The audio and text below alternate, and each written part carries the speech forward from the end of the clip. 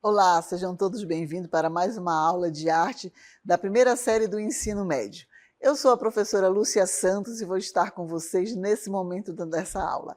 Então agora vamos ver qual é o nosso objeto de conhecimento da aula de hoje. Vamos lá?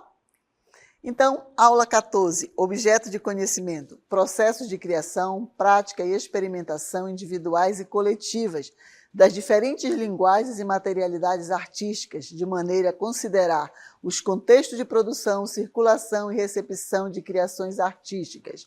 O nosso detalhamento diz o seguinte: processos criativos envolvendo as linguagens da arte para a constituição de pensamento artístico. Então, vamos dar início à nossa aula de hoje.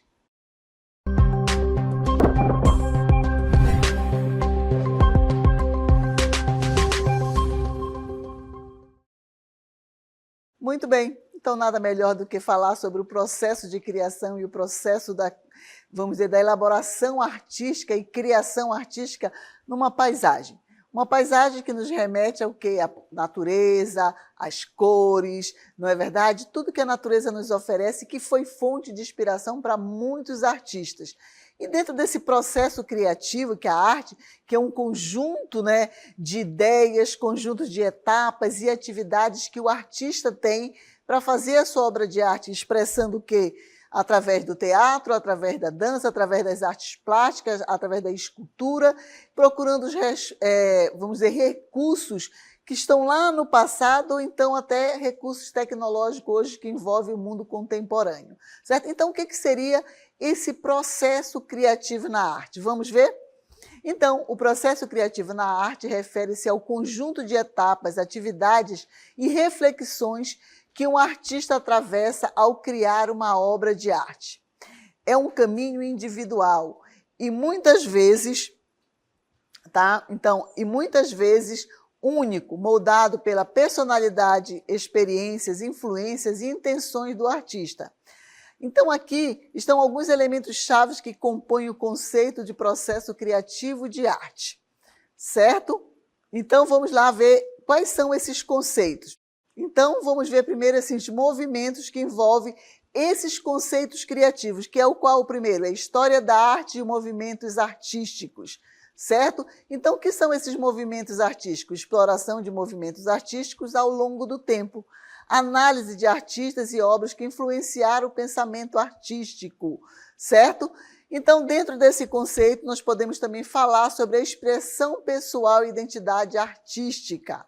E o que é isso? A expressão pessoal e a identidade artística. Discussão sobre a importância da expressão pessoal na arte. Exploração de como a identidade do artista influencia seu trabalho. Então, o que é essa identidade do artista?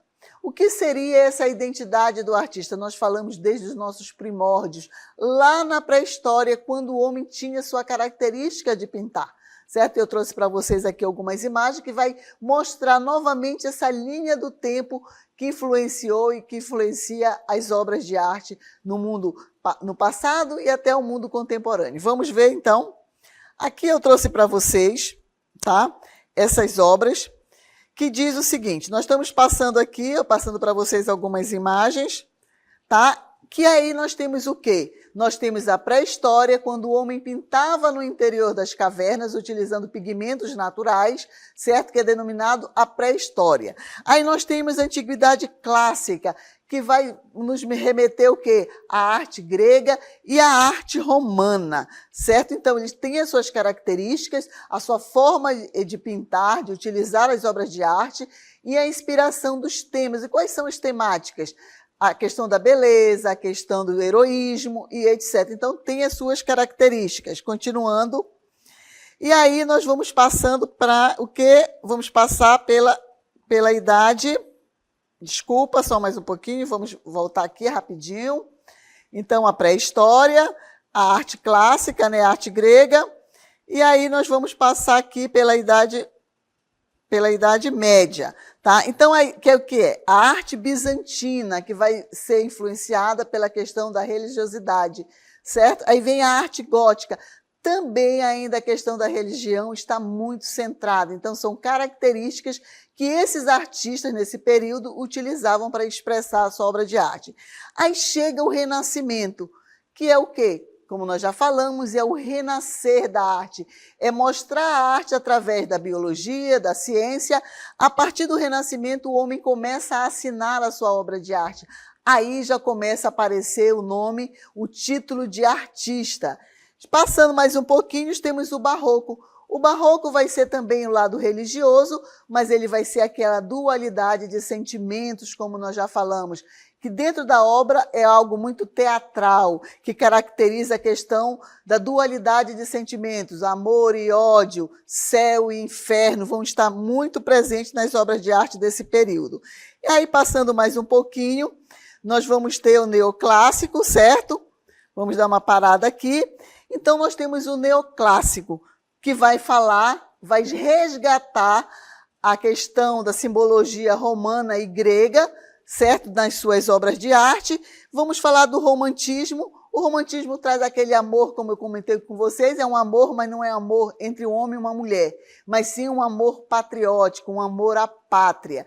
Vem o realismo falando da vida cotidiana, mostrando o período, como viviam, como eram as atividades e etc.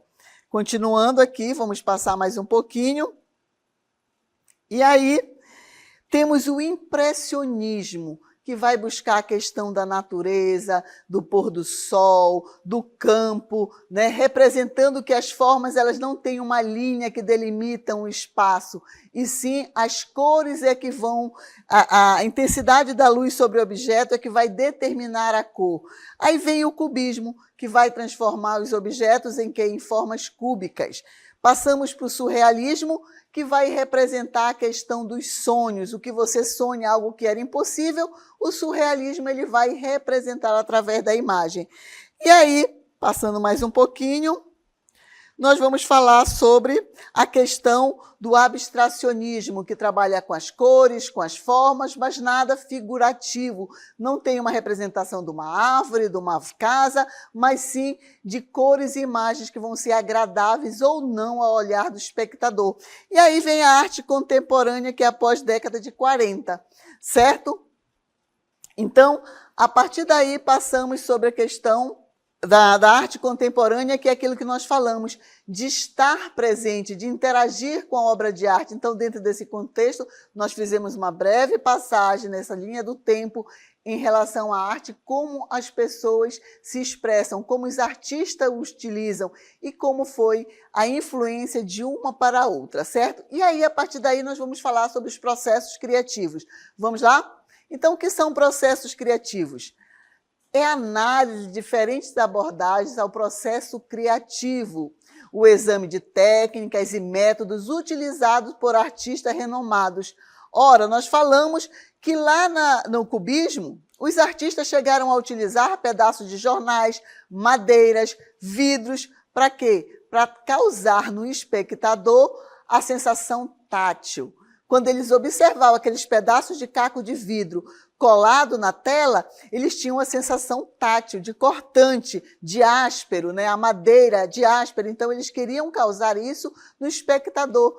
Então, é justamente analisar a materialidade que é utilizada na obra de arte. Então, também nós temos alguns recursos que eles utilizam. E qual é o primeiro, o inicial para se ter uma obra de arte quando se usa um lápis, um giz, uma caneta, um pincel? Qual seria o primeiro item? Vamos ver qual é esse primeiro item? É o ponto. Então, o ponto é a unidade mínima da comunicação visual. Considera-se como ponto qualquer elemento que funcione como centro de atração visual numa composição.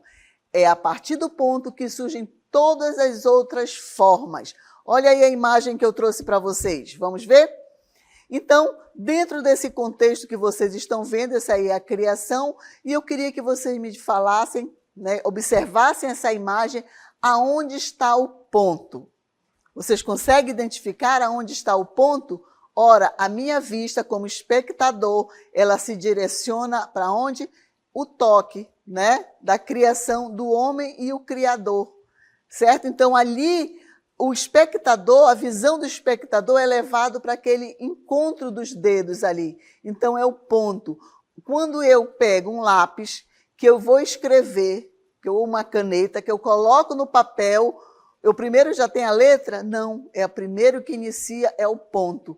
Porque quando eu descanso a caneta ou o pincel no papel, numa tela, e eu retiro, ali está o ponto. Quer dizer, o ponto ele é o início de toda a criação dentro das artes visuais, numa tela, numa parede, num caderno, num pedaço de papel, aonde for, se você for utilizar tinta, lápis, pincel e etc., o ponto vai iniciar. E existem artistas que trabalham com pigmentos, com pontos, e nós temos uma série aí que trabalhou com a questão de materiais do nosso dia a dia, como borra de café, chocolate, macarrão, diamantes, certo? Para criar suas obras de arte. Eu trouxe para vocês uma reprodução de uma obra de arte desse artista. Vamos ver? Então, na série Crianças de Açúcar, de Vicky Muniz, né? Filhos de trabalhadores de uma plantação de açúcar, ele fotografou, utilizando para tanto papel preto e vários tipos de diferentes de açúcares. Então, ele criou, ele fotografou e depois ele reproduziu essas fotos utilizando açúcar. Tá? Então, podendo relacionar cada grãozinho de açúcar com um pontinho na tela. Juntos, eles formam a unidade da imagem. Então, os pontos, quando eles estão separados, né, eles podem formar uma imagem, mas quando eles vão se agregando e faz uma composição visual, que ele torna o quê? Aquela imagem. Se você pegar uma canetinha, existe uma técnica que é chamada de pontilhismo, que você vai preencher tudo com pontinhos. E vários artistas utilizam essa técnica. E Vicky Muniz fotografou e depois utilizou os pontinhos, os grãozinhos de açúcar para formar a imagem, certo? E aí nós temos os elementos da linguagem visual. Vamos ver? Além do ponto, nós temos o quê? A linha. Se conforma, né, com os objetos, delineia os objetos. Além disso, define o movimento direcional, sejam linhas dinâmicas, como as diagonais, as curvas, as estáticas, como as horizontais e verticais. Ora, quando eu estou delineando o meu desenho, que eu utilizo, mas para eu iniciar, fazer uma linha, eu preciso utilizar o quê? Primeiro, descansar o pincel, ou a caneta, ou o lápis no papel, ou na tela, na parede, o ponto. De lá eu vou fazer as sequências das linhas, que elas podem ser curvas, retas, horizontais, diagonais, não é verdade? Verticais.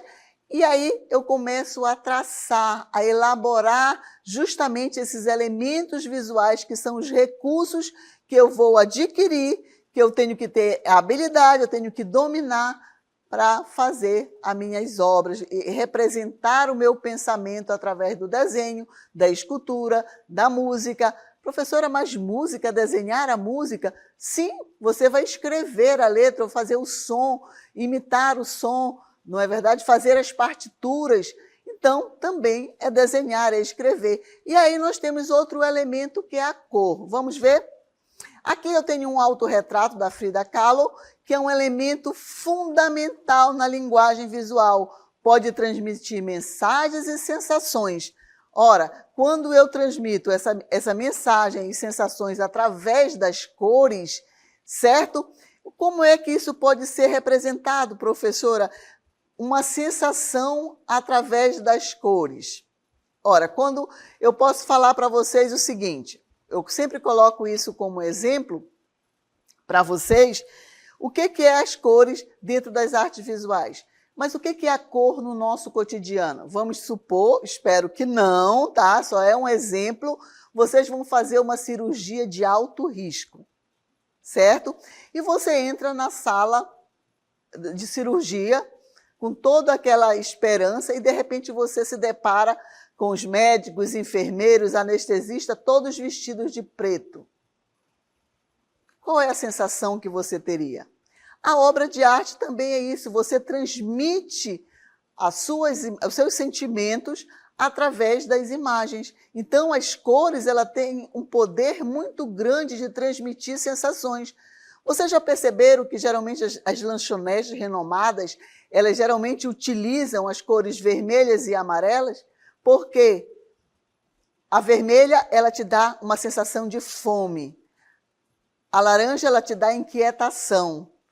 E para o dono da lanchonete, é muito mais vantajoso você comer, saciar a sua fome e sair, que é a inquietação. Não é agradável que você permaneça muito tempo numa lanchonete, porque é uma questão de rodízio. Já os restaurantes, eles utilizam o quê? As cores verdes, azul, branca, que é calmaria, é para você chegar lá, pedir uma entrada, beber, conversar, se sentir calma e permanecer ali e consumir muito mais. Então, a cor também, ela influencia muito também no psicológico, certo? Então, eu trouxe uma artista para vocês que trabalha com cores fortes, mas essas cores fortes que ela trabalha é questão de quê? A questão cultural que nós falamos, que vai influenciar também na exposição das obras de qualquer artista. Vamos ver aqui? Então, eu trouxe para vocês aqui o Museu da Frida Kahlo. É um museu virtual que você pode viajar por ele, certo? Então, ela traz muito essa questão. E aí nós podemos viajar nesse museu e perceber as obras de arte da Frida Kahlo. E também na própria casa da Frida Kahlo. Olha como as cores são vibrantes, olha como causa uma sensação de alegria. Então, também se nós formos ver, a Frida Kahlo era de onde? Era México, não é verdade? Então, ela traz justamente essa questão dessa cor alegre, das cores vibrantes que tem a Frida Kahlo, certo? Então, as obras dela vão retratar isso. Deixa eu ver aqui mais um pouquinho para vocês. Então, ela traz tudo isso. Aqui é a cozinha, deixa eu ver aqui, mais um momento, só um instante.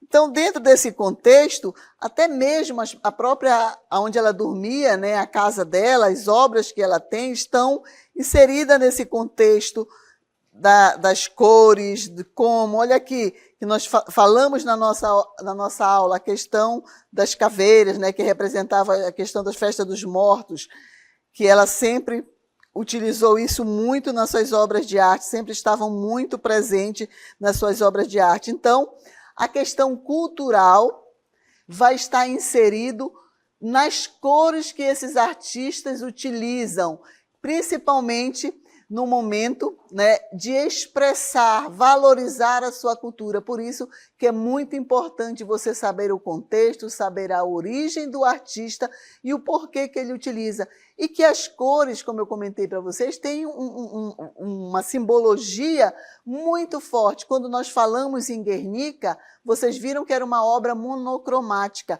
mas representava aquele momento do bombardeio da cidade de Guernica. Mas Pablo Picasso é um cubista que utiliza também cores fortes nas suas obras de arte, mas o momento que ele representou era necessário ele utilizar uma cor monocromática. Então, eu também tenho que saber qual é o sentimento que eu quero expressar na minha obra.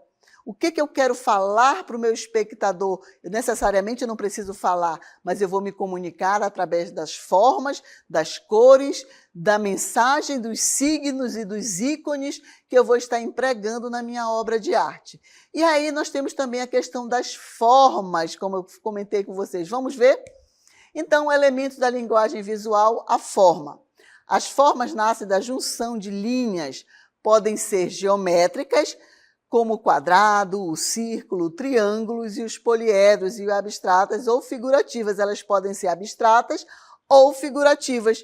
Podem ser formas orgânicas, como aquelas que não têm uma aparência precisa e representam ou lembram figuras de seres vivos. Aí nós temos uma imagem de Oscar Niemeyer, mais uma obra arquitetônica dele, e essa forma também ela pode ser bidimensional. Tá? Então, o que é uma obra bidimensional? Ela tem altura, largura ou comprimento, ou tridimensional, com altura, largura e profundidade, ou seja, tem 2 ou 3 dimensões, certo? Respectivamente. O que é isso, bidimensionalidade? Vocês lembram quando eu coloquei a linha do tempo, que eu falei do Renascimento? Anterior ao Renascimento, as obras de arte, as pinturas, geralmente eram bidimensionais. O que era bidimensionais? Altura e largura. No Renascimento, iniciou a perspectiva. Lembram quando eu falei que no Renascimento era o renascer da obra de arte? Foi naquele período que os artistas, principalmente Leonardo da Vinci, ele utilizou a matemática. Ele criou a perspectiva na obra de arte. O que é isso, professora? É como se tivesse uma profundidade. Então, tridimensionalidade, altura, largura e profundidade. É como se tivesse vamos dizer, um além. E utilizou também uma técnica chamada de chiaroscuro. O que é chiaroscuro? É um esfumado que ele utilizou principalmente na obra de Mona Lisa, que dá a sensação de volume, de profundidade, de perspectiva na obra de arte. Então, são recursos que foram descobertos lá no Renascimento. Por isso que é o renascer da obra de arte, o renascer das artes, certo? E aí, para tudo isso, nós temos que ter o quê? O processo criativo. Vamos ver? Então, processos criativos, inspiração e influências, investigação de fontes de inspiração para os artistas, né? Discussão sobre como as influências externas moldam, né, a produção artística. Então, esse processo, né, de investigação para o artista é uma discussão. Qual é a minha fonte de inspiração? O que está me inspirando? O que me leva a criar essa obra de arte? O que levou a criar? Vamos voltar novamente lá em Guernica. Quando ele utilizou a cor monocromática, ele queria expressar o quê? Qual era a fonte de inspiração dele? Foi o bombardeio que aconteceu na cidade de Guernica, na Espanha. E ele utilizou, né, formas geométricas para expressar, e a monocromia para expressar aquela sensação de tristeza. Então, eu tenho que saber qual é a minha inspiração, o porquê que eu vou criar isso, de que forma eu vou criar. Então, eu tenho que utilizar os recursos que eu tenho, os conhecimentos que eu tenho, me aprofundar para ter toda essa experimentação também quando eu for criar. E eu tenho também que correr risco. Mas o que é isso, professor? Experimentação e risco em uma obra de arte, em uma criação. Vamos ver? Então, exploração da importância da experimentação na arte, discussão sobre como assumir risco pode levar a descobertas artísticas. E eu tenho um fato muito interessante para vocês sobre a questão de experimentação e risco, quando nós falamos, os impressionistas que eu mostrei para vocês, que eles trabalham com a natureza, nossa aula inicial mostrava aquele jardim com aquelas árvores, aquele lago, não é verdade? Os impressionistas, eles falaram que a linha delimitava as imagens. E eles falaram, não existe linha delimitando, existem cores que se entrelaçam e formam a imagem. E dependendo da intensidade da cor sobre o objeto, ela vai ser mais intensa ou ela vai ser mais clara. E eles estavam certos, porque se de repente a luz, como eu já comentei com vocês, é desligada na sala de aula de vocês, vocês não vão conseguir enxergar as cores, não é verdade?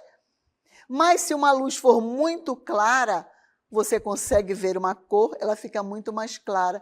E ele falava isso, que a tonalidade das cores mudam conforme a intensidade da luz.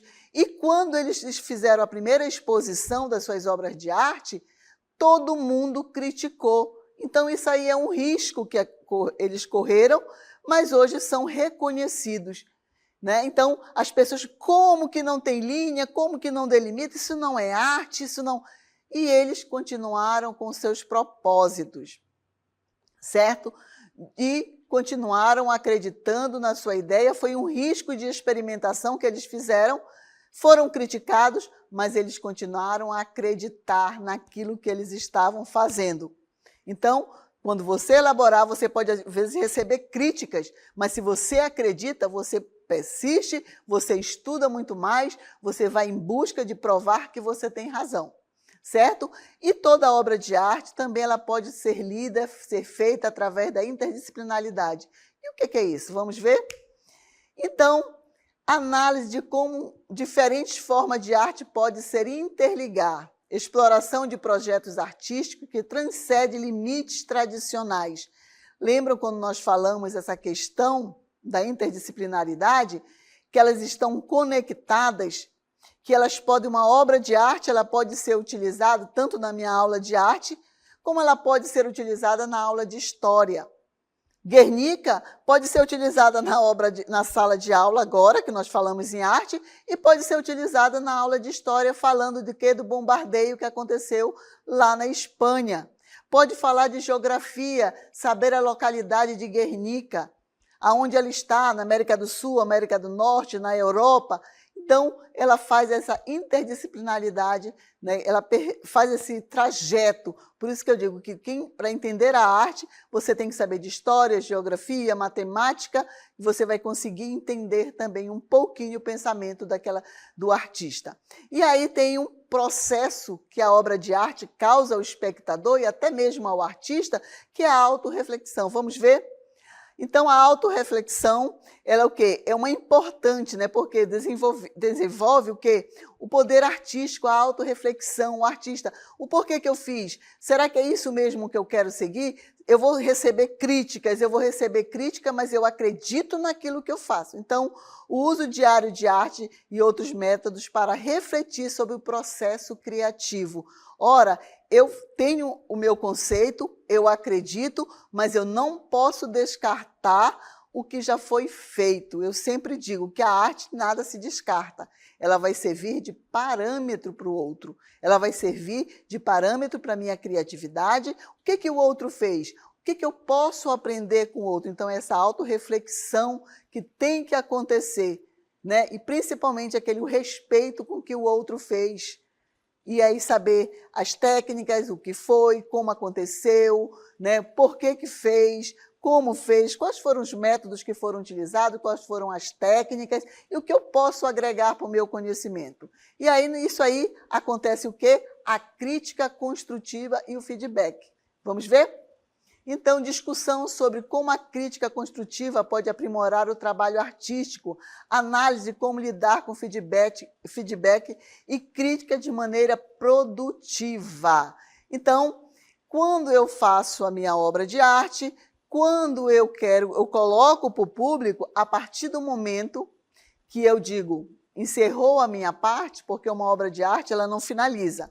A partir do momento que você entrega para o público vai dar significado, ele vai opinar, ele pode gostar ou não gostar, tá? Então, você também tem que saber receber a autocrítica e ser criticado e que isso também seja para o seu crescimento.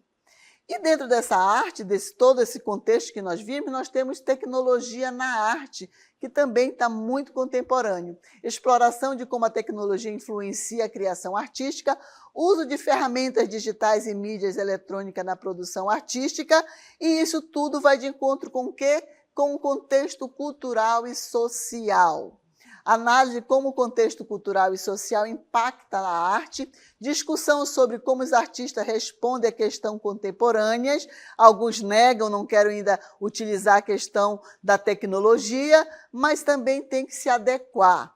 A importância da narrativa dentro desse contexto de criação. É a exploração de como a narrativa pode ser incorporada na arte, análise de como contar história pode enriquecer o pensamento artístico, tá?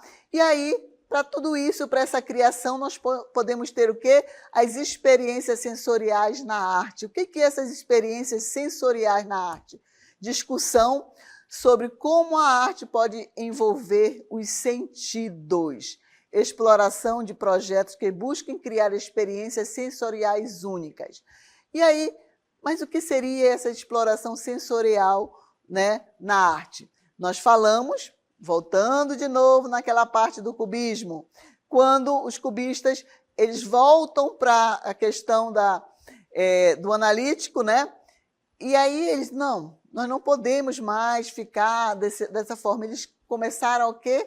A fazer colar pedaços de vidro, pedaços de madeiras, e eles tinham a questão tátil, certo? Na obra de arte. Então, é justamente o sensorial, é o buscar. E aí tem algumas exposições que as pessoas entram em uma sala, é como se fosse um jardim, elas começam a sentir o aroma. Então, está trabalhando também essa sensação, né, do olfato, são os sentidos que são explorados em muitas obras de arte. A questão tátil é você, de repente, colocar os olhos vendados e entrar numa sala, numa exposição, e você começar a tocar o macio, o áspero, né, o quente, o frio. Então, essas experiências também podem acontecer em uma produção, em uma criação artística, mas tudo vai depender do quê? Do contexto e análise que você vai fazer de como e o que você quer passar para o público. Então, tudo isso depende de fatores que nós vimos agora para uma criação, para essa linguagem chegar ao seu objetivo e ao seu público, certo? Então, finalizamos esse primeiro momento da nossa aula de hoje.